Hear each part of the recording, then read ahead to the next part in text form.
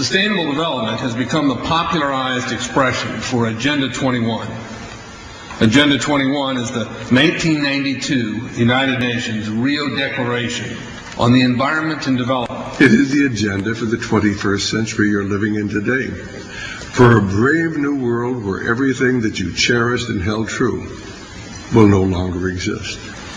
Agenda 21 defines itself as the comprehensive plan of action to be taken globally, nationally, and locally by organizations of the United Nations systems. It also elevates nature above man.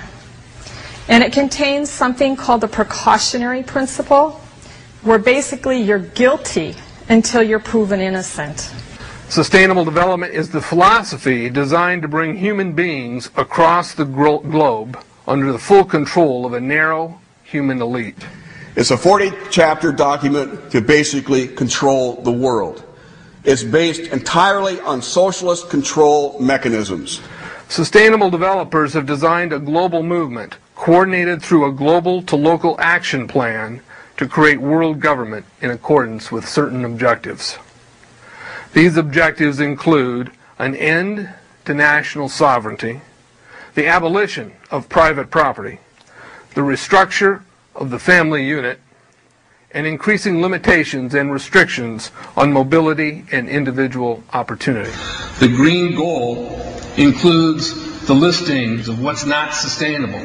A couple of the examples include private property. 728 lists fossil fuels. Golf courses and ski lodges are not. Consumerism. Irrigation is not sustainable. Paved roads. Commercial agriculture. Herbicides, pesticides. Elsewhere, it lists farmlands, pastures, grazing of livestock. And the family unit. The focus of sustainable development is the abolition of private property, societal undermining of the family, and abandonment of the constitutional protection of unalienable rights as described in the Declaration of Independence. You see, I sat on the Santa Cruz Agenda 21 committees. Now, this was a lot of crazy ideas. This was back in the mid-90s. Crazy ideas I heard. Mother Earth's surface wasn't to be scratched. Human beings were to be concentrated into human settlement zones. Educational systems were to focus on the environment as the central organizing principle. All aspects of life were covered. Well, I went to these committees at the request of some people who told me that I needed to understand what was going on, and I came back and I said, this is craziness. This is so silly. It has no chance of having any effect on our society. Well, I was wrong. The United States government's support for Sustainable Development, Agenda 21, is very clear. In 1992, while the Rio Conference was going on, George Bush, then president, was there where he executed the Agenda 21 protocols on behalf of the United States and brought it back to Washington, D.C. Within a year, Bill Clinton, by executive order, no congressional review, established the President's Council for Sustainable Development. In Santa Cruz, we've got a 2-lane freeway system. We need 4, but what we're getting is hundreds of millions of dollars of federal money to take a dilapidated rail line that Southern Pacific wants to put in the hands of somebody else so that a commuter line can be built along the railroad track. That'll be followed by 14-story buildings where people will live and stack them and pack them units, where developers or so-called sustainable developers will build these high rises with federal dollars. In fact, Santa Cruz has received a $300 million federal grant to build the first 3,000 of these stack them and pack them units. The County Board of Supervisors said, if you are a sustainable developer, you're immune from any construction defect liability. It's a partnership between selected developers building this new world order and the government using the American taxpayer dollars in order to do it. This is a map of the Wildlands Project. To explain the map, the red are areas that are to be off limits to human beings. No resource development, No human activity. If you live there, you won't.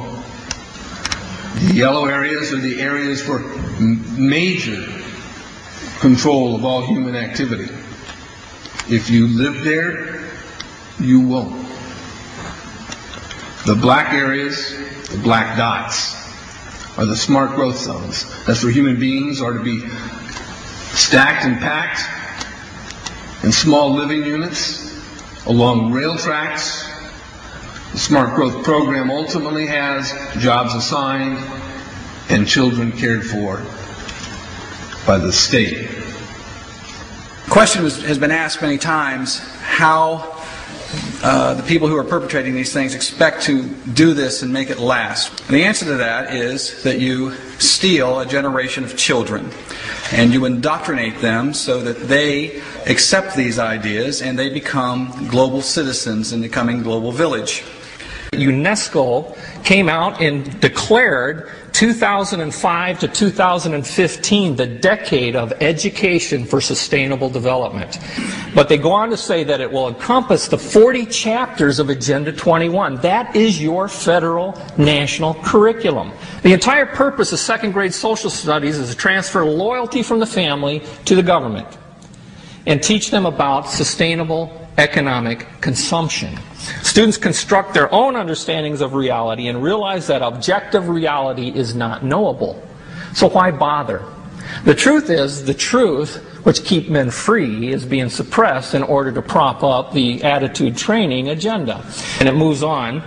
This is our new math called connected mathematics. Standard 3 tells us that students learn that mathematics is man-made, that it is arbitrary, and good solutions are arrived at by consensus. Most of us assume 2 plus 2 is always going to equal 4. You're wrong. We might reach a new consensus.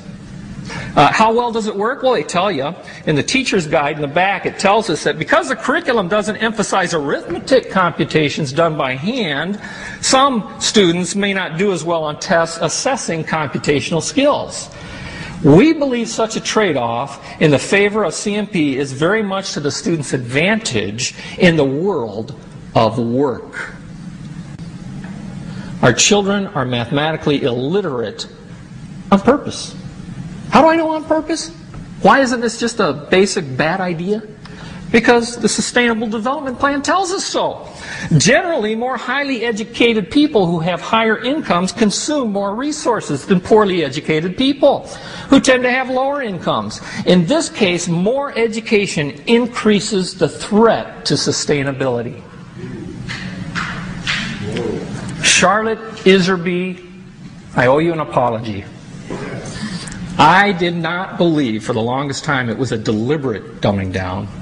I thought the dumbing down was a natural consequence of a bad idea. Folks, it's deliberate. It's deliberate.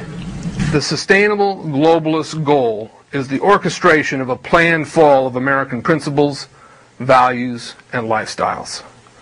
The effect on the average American will be devastating. With modernizing technology, the ordinary person will live without independence, privacy, or substantive rights. Another press conference that I attended was the ICLE group, the International Committee for Local Environmental Initiatives. It helps in the implementation of Agenda 21 in all of our local communities. And one of the speakers was a Harvey Reuven, who happens to be the vice chair of ICLE. And I asked him about the correlative rights that Americans derive from the United States Constitution and the Bill of Rights. And that, of course, is your individual liberties, your private property, your freedom of speech. I asked about it clashing with Agenda 21. And you know what his response was?